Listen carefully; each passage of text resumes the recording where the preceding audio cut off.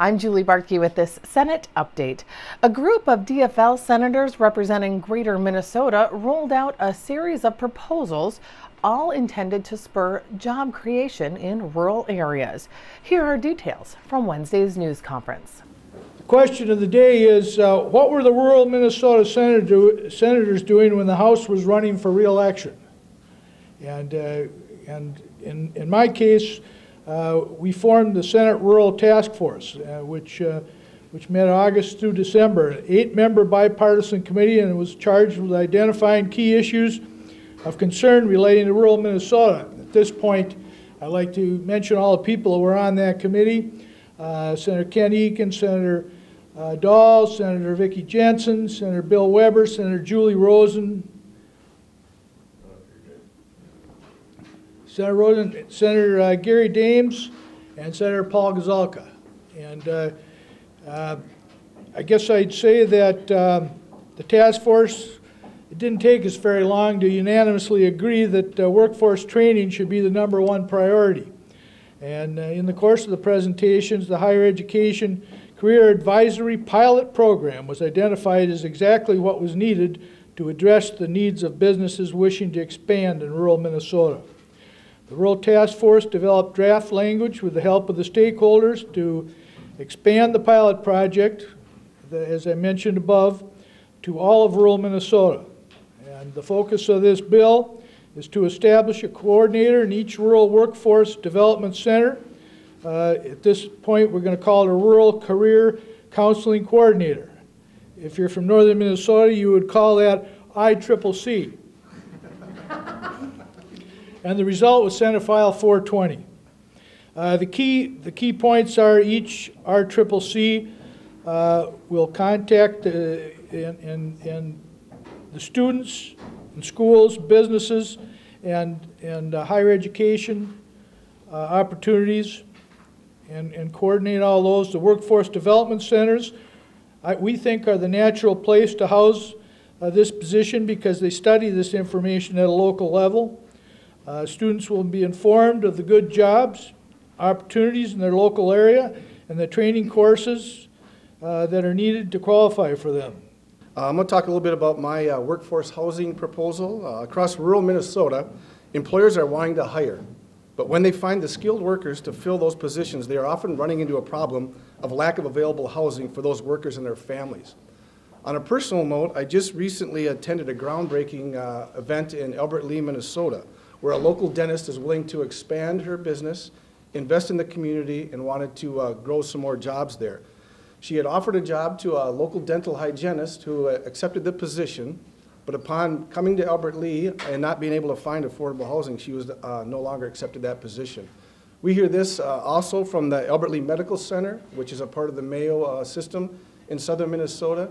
And the #1 issue that they have, too, is affordable housing. So we think this is very important. We've heard it across the state, all the way from Worthington to Warroad, and we're going to try to tackle it. The problem is local market factors, including smaller populations, lack of diverse business base, and higher cost of development, make investing in housing in rural areas more risky. What is needed in some of these cases is just a small amount of support to bridge the financing gap. The plan is that the proposal takes ideas from several of our neighboring states, so we're not reinventing the wheel, and approaches the problem from a number of different angles to get projects built. The bill creates the Office of Workforce Housing to get a handle on the issues and coordinate our efforts. The bill also offers tax credits that will help attract private dollars from both large and small investors statewide, and those investments in a combination with the grant program will start to see more development move forward. One of the first things that I heard when I was elected was that just because we build it doesn't mean that they will come. Well, I can tell you that from experience, if we don't build it, the chances of them coming and the possibility for them to stay is even less. So I worked on the Greater Minnesota Business Development Public Infrastructure Grant Program the last session, and I continue to do that this session to ensure that there's stability within that program. We've seen the power of the program firsthand. I have in my district. Just last year, there was an award of $400,000 to expand business infrastructure, and it created 40 new jobs. So we know that this works. In fact, it's, the Department of Deed has stated that this is one of their most successful programs that they have, yet we continue to underfund it. So what my proposal does is it proposes to put $40 million into the program, utilizing bonding and appropriations, so cash. There is some limitations to what you can do with bonding money.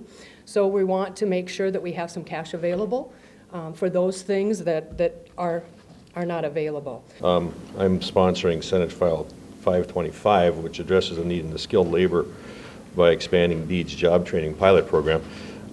We've been finding in rural Minnesota that there's job openings and there's a need to hire skilled people, but what's happening is that oftentimes the skilled labor isn't available because of the people don't have the training yet, and providing the training to the people is not always an easy thing for the businesses to do. And so what this bill would do is, in fact, there's as much as a 16% job vacancy rate in greater Minnesota, and it's all related to skilled labor, like in machining and welding and manufacturing. So so what this bill does is it's a job training proposal. It's a tax credit or a competitive grant program that gives employers the tools they need to train the workers necessary to fill the open positions. I'd just like to say a few words about our efforts recently to promote broadband expansion in greater Minnesota. And specifically, I'd like to speak to our border-to-border broadband fund that was enacted in 2014. In many regards, broadband adds value to many of the investments we just heard about, whether it's promoting employment or starting a new home-based business or a storefront on Main Street. Also improving education, job training, or skills. Broadband connects all of those areas. In many regards, broadband is a great equalizer in greater Minnesota in terms of economic development and quality of life. It removes barriers of time, distance, and geography, and it allows all corners of the state to compete in the 21st century economy. But nearly 20% of Minnesota, that's 450,000 households, currently lack access to broadband, to basic broadband. In 2014, we created our border-to-border broadband fund to target investment in hard-to-reach areas of the state where populations may be sparse and return on investments just aren't there for private investment. Round one saw over 6,000 households connected or to be connected with high-speed broadband, 150 businesses, and over 83 community institutions around the state, providing access for e-commerce, telemedicine, distance learning, and precision agriculture.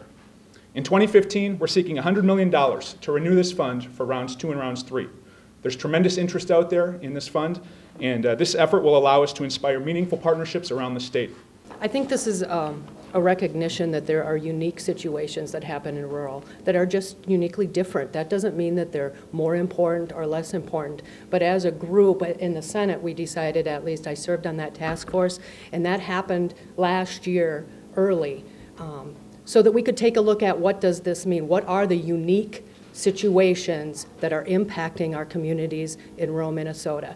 And we concluded we need the infrastructure to bring the businesses to have the jobs. Then we need the training of the people so that there are qualified, skilled workers available to fill those jobs.